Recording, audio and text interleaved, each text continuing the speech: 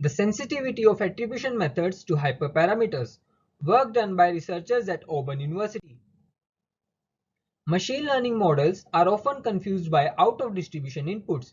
For example, the state-of-the-art image classifiers think this is a cheetah, a starfish, gibbon, and a school bus. These predictions have been puzzling to both human researchers and users for quite some time now. To improve the final decisions made by humans in many real-world applications such as transportation, finance, or military, we want to understand what the network is thinking. To this end, attribution methods provide a common tool for explaining the output of an image classifier.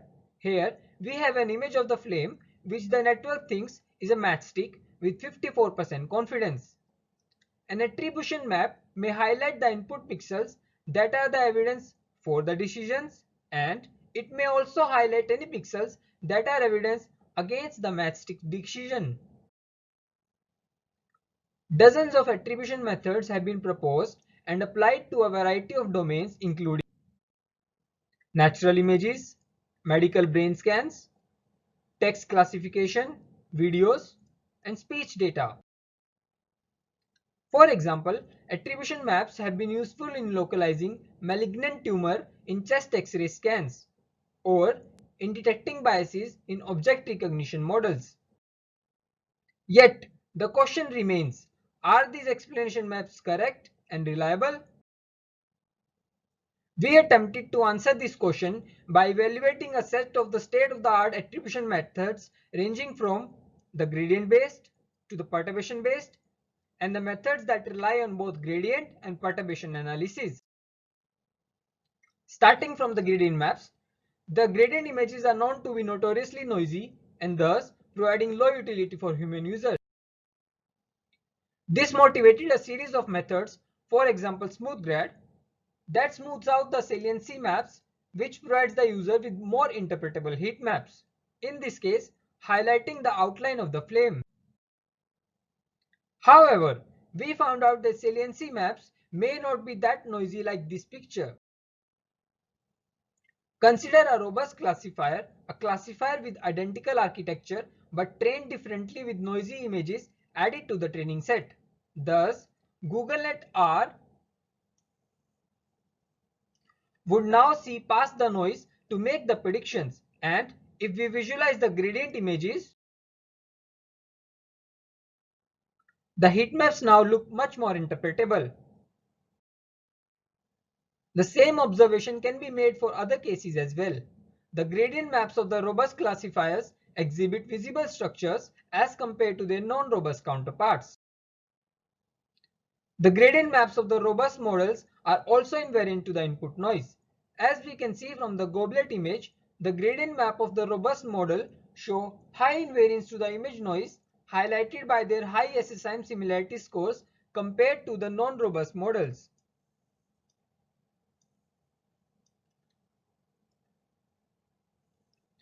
This trend also holds across the entire dataset. On average, the explanation map of the robust models show high degree of invariance.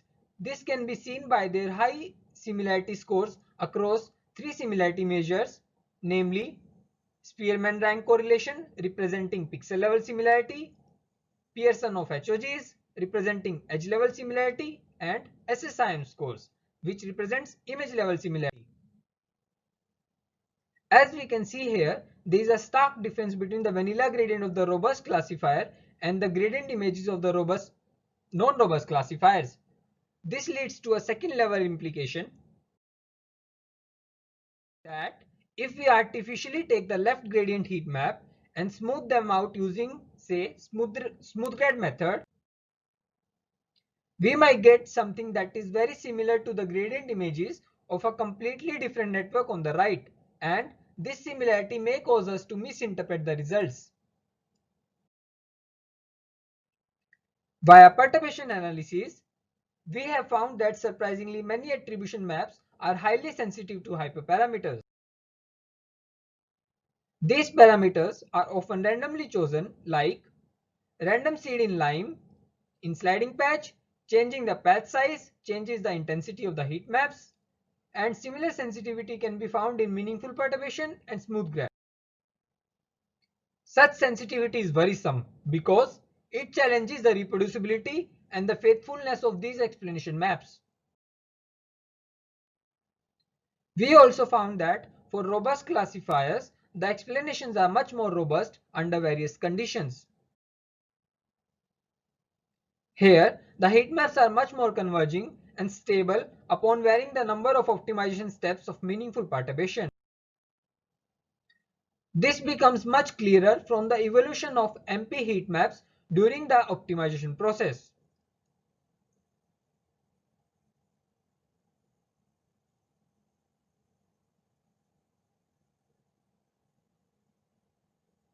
As we can observe, for a normal model, the equilibrium or the optimum is highly unstable.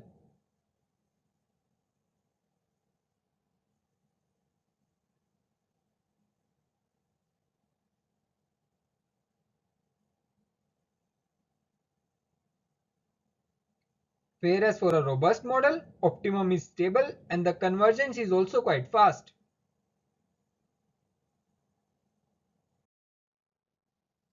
The same conclusions can also be found in other settings for both gradient and non-gradient based explanation methods.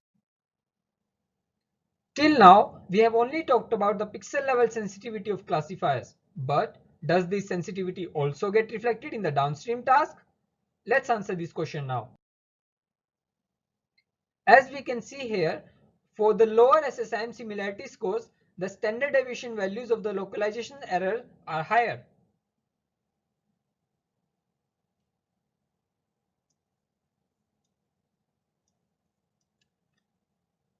In contrast, the pixel-wise invariance of the robust models is also reflected in the accuracy scores, as can be seen by the lower standard deviation values.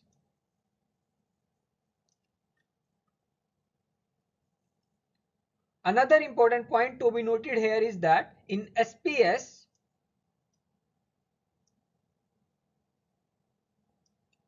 even though the SSIM scores are almost one for both types of model,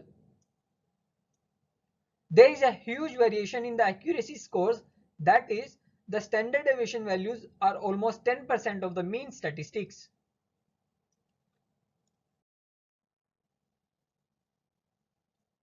The similar results holds for other accuracy measures such as deletion scores and insertion scores.